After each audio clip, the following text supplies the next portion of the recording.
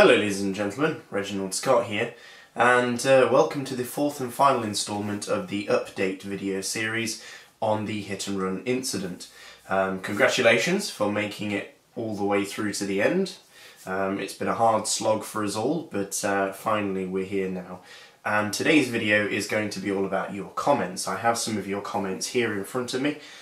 And unfortunately, I'm not going to be able to do everybody's comments. I had in excess of 1,000, I think, in the end from various different websites. So I've just picked a few that I wanted to discuss and go over. If you are a new member of my channel, a new subscriber, then welcome. And I hope you stick around for the other content that I'm going to be producing. And if you're one of the hardcore Reginald Scott fans who was here long before it was cool, then well done, and I hope you got a good seat. Let's get on with it. The first question is quite an interesting one actually, and I'm going to talk about this one for a little while. A woman called Tara Thysell, T-H-Y-S-E-L-L. I will be posting your names down here somewhere so that if I get them wrong, and I do apologise if I get them wrong, you can read them and know who you are. Okay. And she says the following. Although cyclists are good for our environment, they are not as fast as cars, for which our roads were built. That results in drivers that have hatred or impatience for cyclists, or resentment for reminding drivers what they aren't doing. Also, because a car pollutes more when mulling along behind a cyclist, than going at normal speed, there's even more resentment. The cyclist both reminding and punishing the driver by his presence on our roads. And for people that don't believe anything will impact global climate change at this point in the game, i.e. the damage has already been done, it can be even more frustrating. Perhaps this driver was one of those. In either case, the driver needs to pay a hefty fine and or go to jail for assault. So, thank you very much for your comment, Tara, and I agree with you.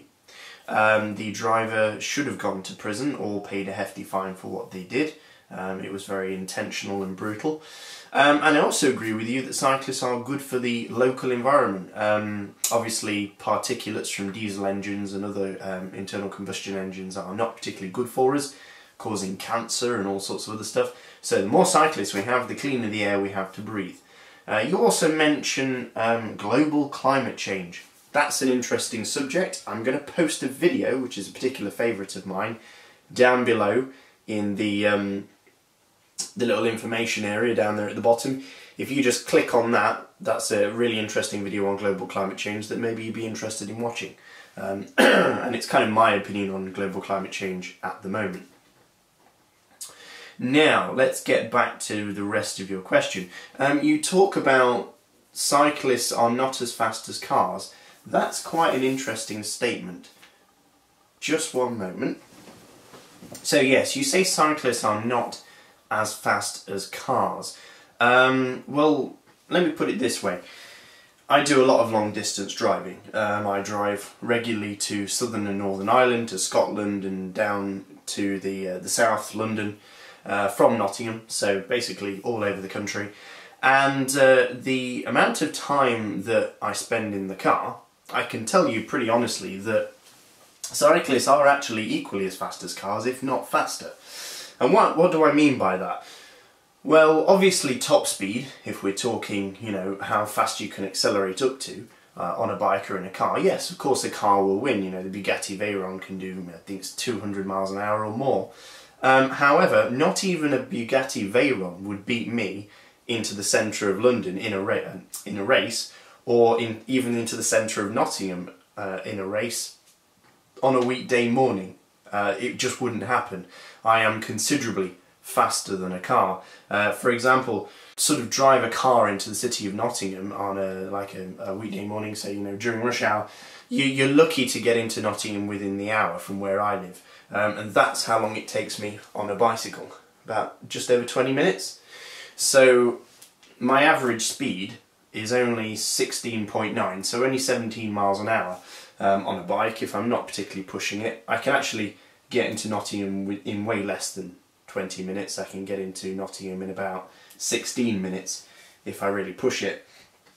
But yeah, considerably faster than a car. Then you have to look at average speeds. Like again, if we look at London, the average speed of a motorist in London is probably about 6 miles an hour, whereas a cyclist is going to be more like 15 to 20 miles an hour. So to say that cars are faster than bicycles, or that bicycles are not as fast as cars, is kind of a bit of a misnomer in a way. Bicycles are pretty much the fastest form of transportation in any city in the UK. From point A to point B, and the great thing about a bike is you can cycle directly to your destination. Now, as I say, I do a lot of long distance driving, and I can honestly tell you that the amount of time that I've spent stuck behind cyclists is probably in a day is probably about a minute or a minute and a half. I think the average overtake around a cyclist takes me about 15 seconds.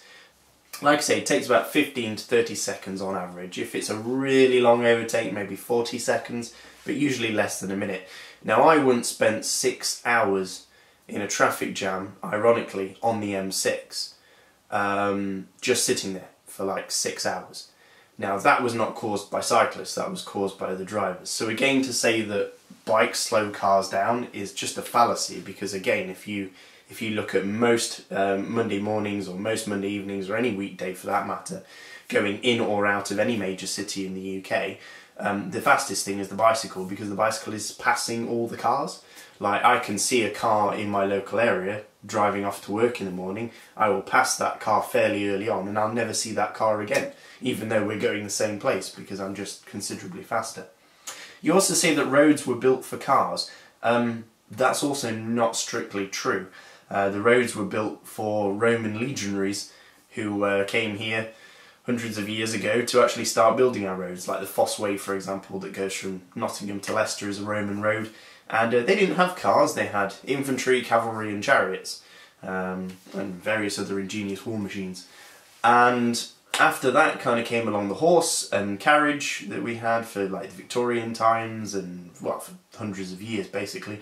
And then the bicycle came along, and then very, very much later on came the car. And you can tell that most roads in the UK were not built for cars because of how narrow the roads are and how congested our cities are. And if you look at the street layout of most of our cities, I mean, the best thing the Germans did was bomb our cities to the ground, and we should have really just reconstructed them better than before. But what we did was like to basically stick 2 fingers up to the Germans, is we rebuilt places like London brick for brick, which was a completely stupid thing to do, because we could have actually improved our road network, but we didn't. We went back to the way it was, and the roads were designed for pedestrians and horses and carts. Now, the only roads I would say that are actually built for cars are the motorways. They were specifically, during the 1950s, built for cars. And that is why you won't get any bicycles on the motorway, because it's illegal for cyclists to be on the motorway, and they're the only roads that are basically just for motorists. And as I say, you know, you get stuck in traffic jams on those all the time. So to say that it's the cyclist's fault that's slowing down cars is kind of a fallacy as well.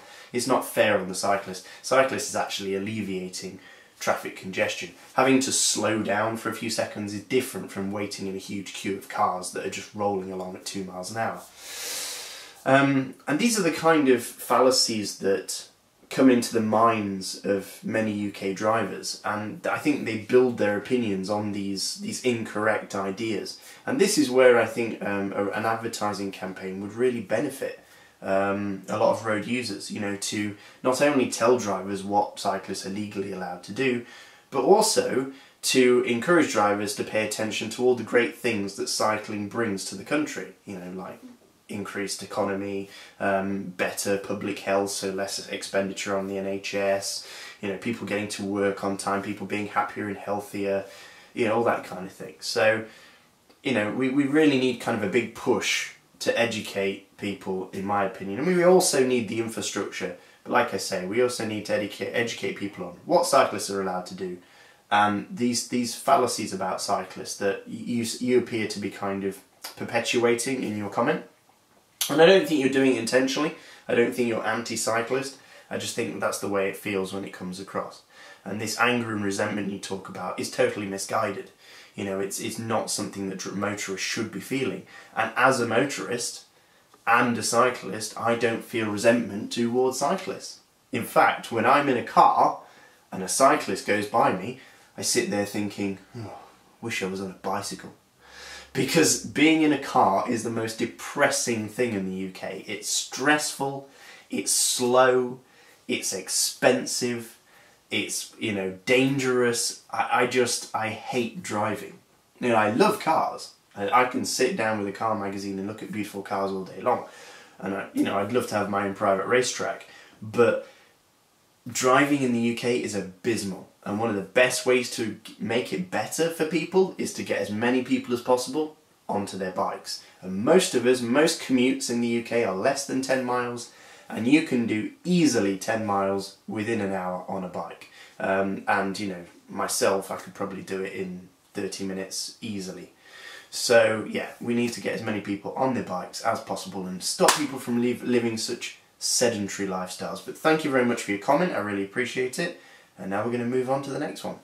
So with each one of these comments, guys, what I would like you to do is stick your own opinions down in the comments below. You know, just really go at it and have a nice big discussion, because there are some really interesting talking points here that are going to come up as a result of these comments. And it would be great if you guys could expand on this stuff, because obviously the time I have is fairly limited. I've got another question or comment from a guy called Fixed It. And he says, "Hi Reginald, you mentioned that a friend of a friend found a forensic photography expert who has taken a look at the original footage, but you didn't mention if he'd been able to extract suitable images and measurements from the pictures." And this guy, he's actually called Malcolm from Fixed It. He actually also says, "Are there any pictures of the culprits in the public domain? I'd like to see them if there are, so I can make a match with what I see in the video." Right, so you asked for the original footage as well. Okay, so I'll answer all your questions fairly quickly. The guy who had a look at the video evidence was a police video forensics expert. He's been doing it for many, many years. And yes, he was actually able to extract some more information out of the video. But he says none of it is useful in a court case. It would be useful to a police investigation. So, for example, he can detect whether somebody is wearing glasses by reflections in the windshield, okay, coming off the glasses that the person is wearing. It sort of transfers a kind of two orbs onto a windshield. This is an example. And he says, look, I can tell you that a person is wearing glasses, but that's not admissible in court, because if you just look at the video, you can't see the person wearing glasses. Does that make sense? So the stuff he was able to extract from the video, similar to that example, is not admissible in court. So it doesn't help me with regards to the court case. However, he was able to give me some extra additional information just for my personal interest. What I intend to do for you guys is take some snapshots of the original footage, put them in various different file formats, see which ones come out the best, and then post that on various different mediums like Facebook, Twitter and YouTube, so you can all kind of get a better look at the footage, less compressed and a lot clearer than it was originally. However, for the original footage itself, I'm not going to be posting that on any websites, because I'm trying to keep that under control. There's already enough people copying my stuff, so I don't really want to encourage them more by giving them the original footage. But thank you for your question, Malcolm. Mike Gibson says, been watching the videos, shocked to say the least. I wanted to ask you to post the names and addresses, as these must have been given in court, but obviously that would not be a good idea. Correct, I'm not going to be giving the names and addresses of the accused parties out online, simply because if anybody goes and retaliates or attacks them, or anything happens to them, you know, if somebody sets fire to their grandmother, it's all going to come back on me. So legally I don't know where I stand with giving that information out. But what I am going to do is I'm going to try and get hold, under the Freedom of Information Act, if I can use it in this way, I'm going to try and get hold of the court minutes, if they are still available, just so I can confirm exactly what was said during that court hearing. I thought that might be quite interesting. But anyway, thank you for your comment. Dr. Morocho, the guy who's a Ninja Turtle, are you actually saying nobody watched the video evidence in court? Really? Question mark. Exclamation mark, exclamation mark. Yes, I'm saying nobody watched it in court. There was no projector, there was no video screen, there was nothing shown in court as evidence with regards to the video footage. I know the prosecutor definitely hadn't seen it because he openly admitted to that. I cannot account for the magistrates, but I believe that they had not either. And I know that the accused, the defence and the police officer watched it, but not on the day of court. They watched it prior to that. Right, next question. Uphill freewheeler, who's a veteran's camera cyclist and a pretty frequent commenter on my channel, and I think a long-term subscriber as well, so nice to see you again, Uphill freewheeler.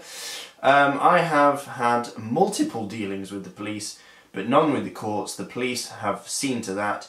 It is plain that the whole justice system is rigged against the people who use bicycles in favour of people who endanger them using motor vehicles. This is nothing short of oppression by a system of motor supremacists, and it is time that direct action was taken to bring about the justice for cyclists and to reduce the shocking death, injury and other attendant problems of this abuse of human rights. And you know what? That is an amazing statement. I could not agree with it more, but for the benefit of all of us here, Uphill freewheeler, if you're listening to this, could you, down below, kind of expand on what you see direct action is? Because when I read that, I don't know what you mean. You know, you could mean full-on, you know, rebellion and insurrection, or you could just mean like more sit-down protests and things. So, yeah, what do you envisage direct action to be? And let us all know so we can all enjoy your thoughts on that. But thank you very much for your comment, and I totally agree. Rose of Hizaki, which is a pretty cool name. What a complete and utter farce, a complete and utter shit show, and a waste of your time and everyone else's. I know you said you didn't want to waste time and money pursuing it further, but I'm sure that there has to be at least one decent lawyer somewhere out there, maybe, who would be more than willing to take the case on pro bono. I know you don't want the stress of it all, but the police force behaviour in the CPS and the prosecutor is just unbelievable. It's like nothing that happened to you mattered. The guy should have gone to jail for attempted murder and the police let him get away with it. Utterly disgusting. I would pursue all of them with a civil lawsuit. Yeah, I'm kind of on the fence about this at the moment. I totally agree with your comment, but I'm a little bit on the fence about whether it's worth pursuing legally. Number one, my feeling is that the only people that win out of these situations are lawyers, you know, because they get paid quite heavily for doing this sort of thing. So do we really benefit from giving them money? Second thing is, it's going to cost public money for the CPS and so on and so forth to defend themselves for whatever, you know, I sue them for, and that's kind of more wasted public funds. And also, I don't know whether I'm physically strong enough to endure yet more legal action. It's been 14 months now since I put in my claim against the insurance company, and I still haven't seen any money for that. So then to take on the police and the CPS, I mean, these guys are professional at wiggling out of offences. You know, when was the last time you heard of a police officer going to prison for anything? You know, they are professionals at basically mucking things up and getting away with it. So I don't know whether it would actually do anything. But I need to talk to some experts on this. I need to talk to people like in the CTC perhaps and see what their take on it all is. Someone from CTC is supposed to be contacting me, but they haven't yet. Maybe I need to chase them. So yeah, but thanks for your question. I appreciate it, and you never know. Watch this space. Adrian Noor says, do you reckon the driver plays at the same golf course? Easily the funniest question I had during this, so well done Adrian Noor, that was pretty funny. Hush Legs, which is like such a cool name, said, if someone subsequently comes forward as a witness, have the police and the CPS said they would be willing to reopen the investigation and charge again.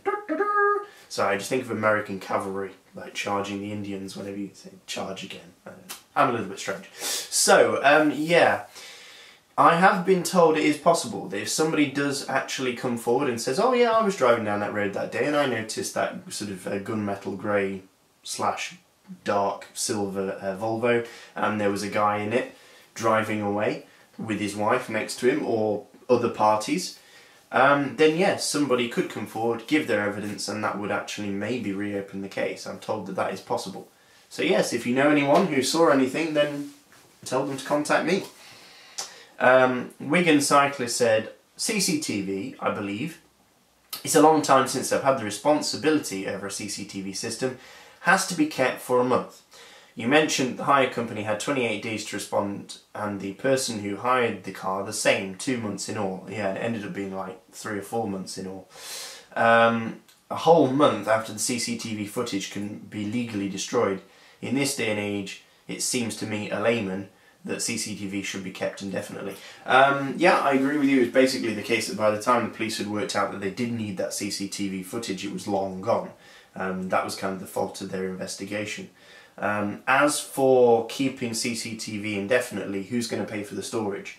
I know that when I considered getting a CCTV system for my business, I looked at various different prices of stuff, and when you're running a business, you have to consider costs and benefit. And to have like a massive, powerful hard drive that would keep CCTV data for months and months and months, I don't know whether that's feasible. And if it's like government-owned CCTV, obviously it's the same problem. Can they justify the expense to keep hundreds of hours of useless information stored up? So I don't know, but I would think it's probably not. I mean, you think how much data video takes up. It takes up a huge amount of data, so yeah, it's probably possible, but maybe not worth it. But thanks for your comment.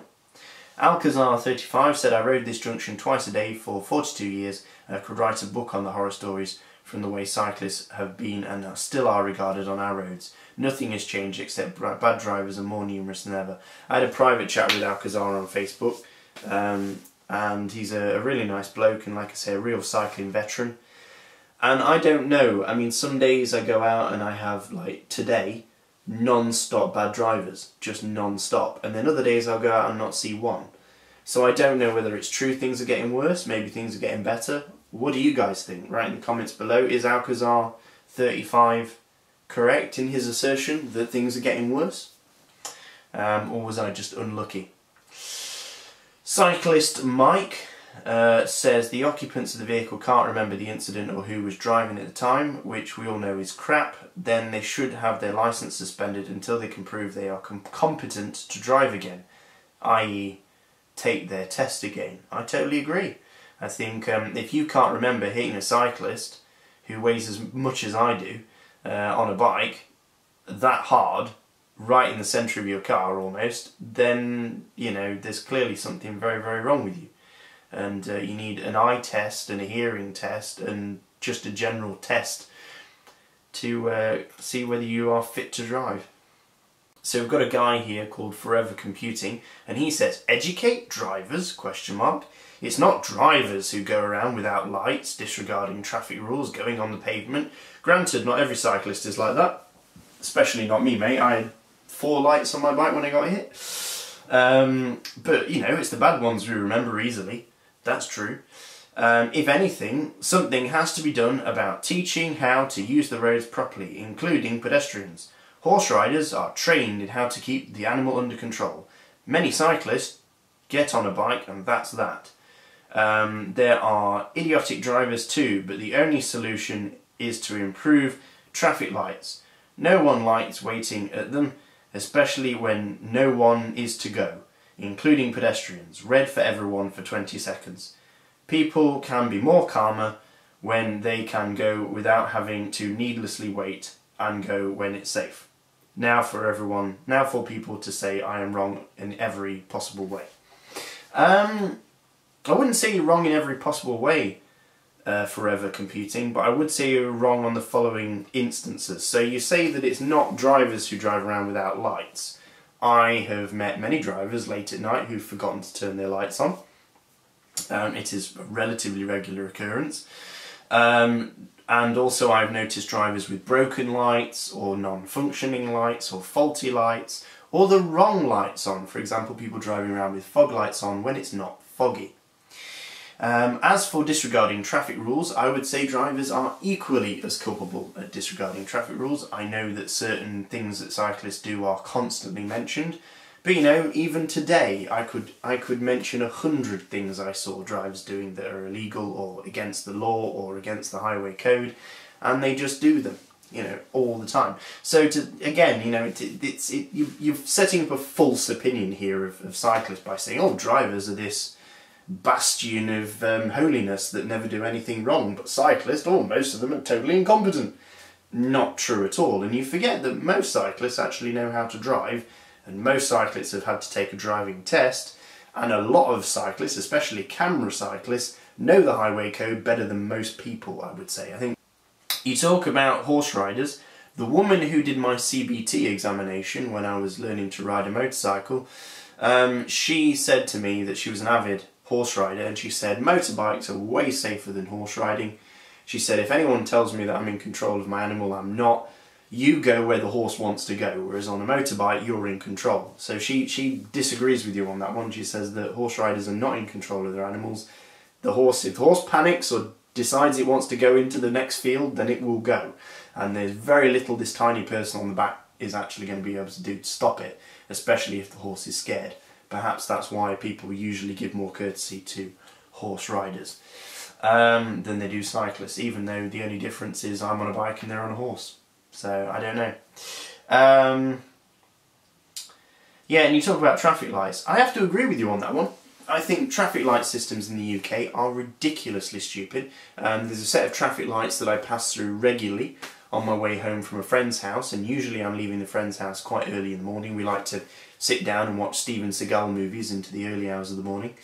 I know we're a little bit odd like that, and it's just, you know, our thing. And as I'm coming down this road, it's a 50-mile-an-hour road, the sensors in the road are set up in such a way that even though I'm on the main road, and even though there's no other motorists about, there's no pedestrians, it's like 4 in the morning, the lights automatically go to red and stop me from 50 miles an hour to 0, and then the lights switch back to green as soon as I've come to a full stop.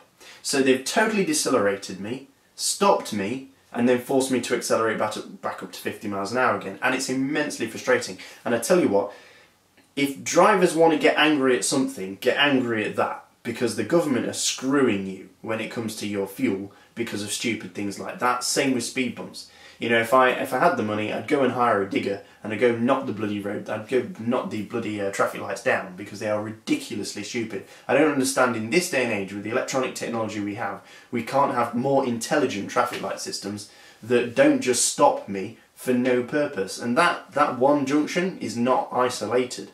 There are plenty of other junctions in Nottingham and all over the country which do that to you.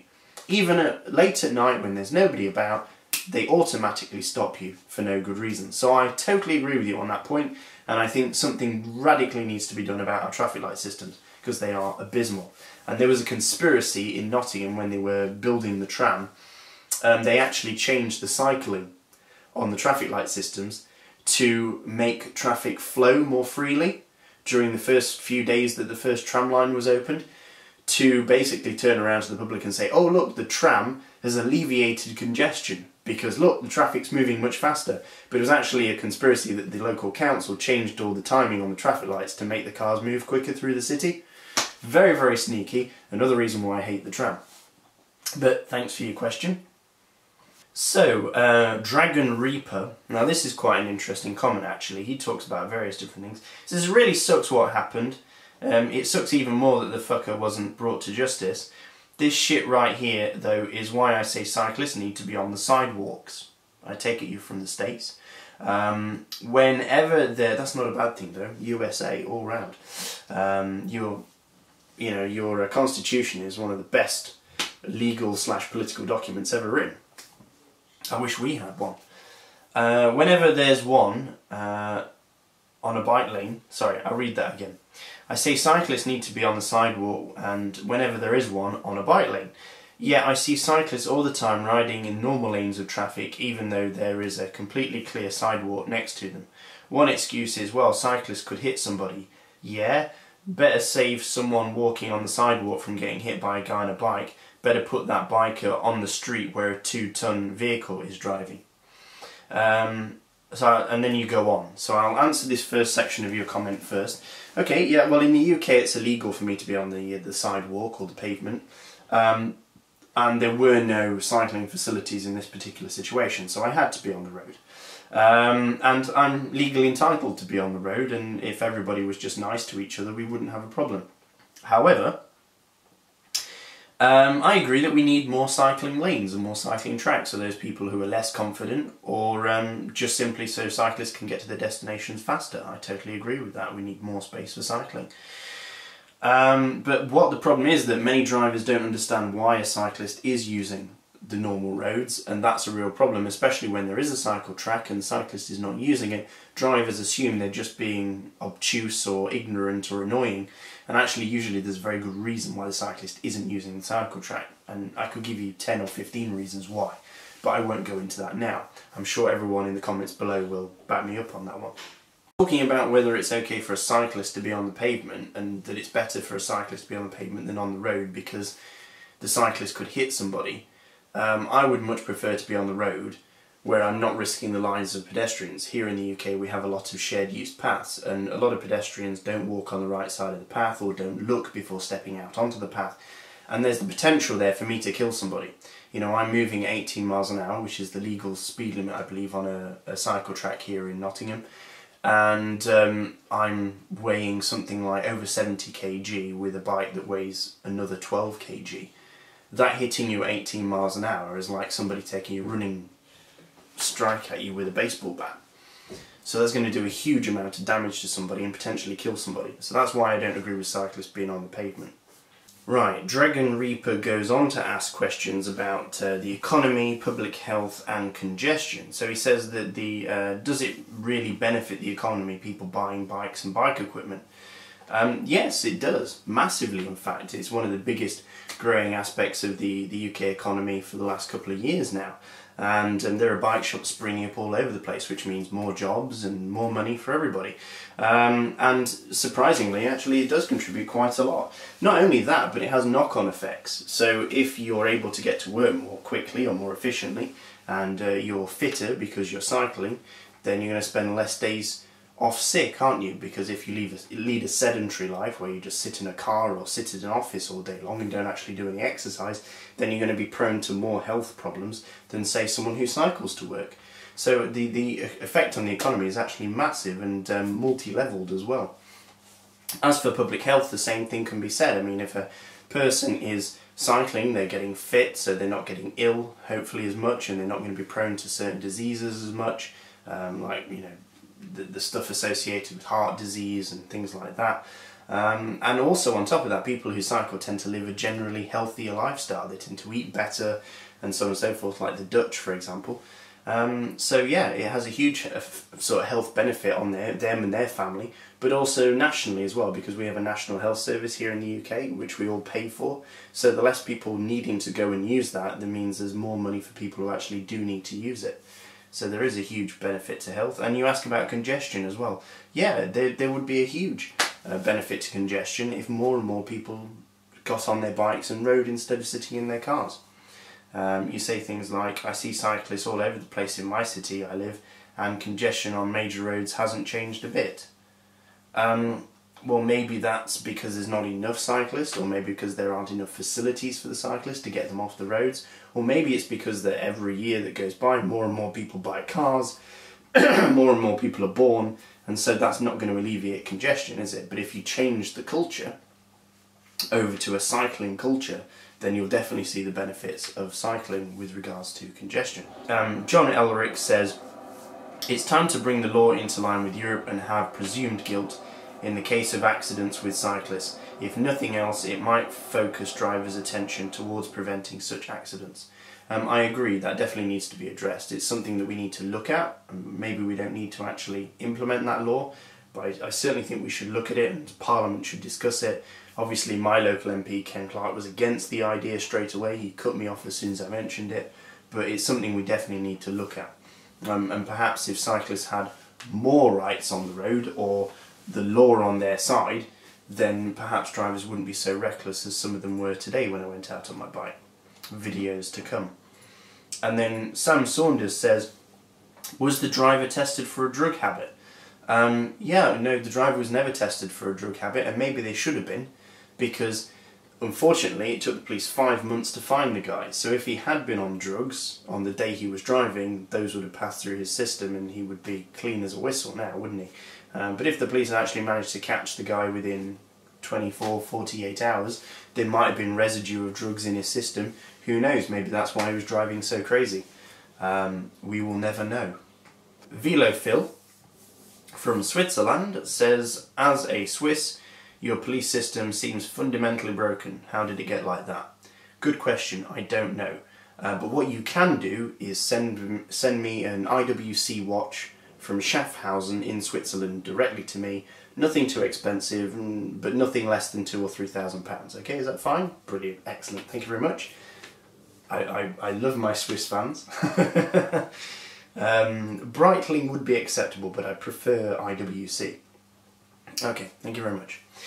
And Piao Piao Piao Lasers says, it is the registered keeper's job to identify the driver, 6 points and £1,000 fine. If he doesn't do that, simply stating I don't know who was driving is not a valid defence. I agree wholeheartedly. I don't know how they got away with that. I wouldn't have thought that was in the realms of the law, but it seems to be the case. And he says, you say, I'm shocked that this has happened, but not surprised. Our justice system simply doesn't give a shit about cyclists. And I would kind of have to agree with you on that one. Something, I guess, needs to change. And then finally, Sylvia Diego says, absolutely shocking that the author of this hit and run like this gets away. Have been hit by a car myself, and I know it's a very long road to recovery. I hope you're feeling better. Well, thank you, Sylvia Diego. I really appreciate your comment, and yeah, I'm feeling much better, thank you. Right, folks, that concludes this video series. Thank you very much for watching. Please feel free to write as many comments below as you possibly can, and have a great big discussion about this. The more information that you give to us, the better it is for everyone. And thank you for watching. As always, stay safe, and why not check out some more of these videos I'm going to be posting around the screen. More stuff to come, and I look forward to seeing you all soon. Thank you very much, and stay safe. Reginald Scott, signing out.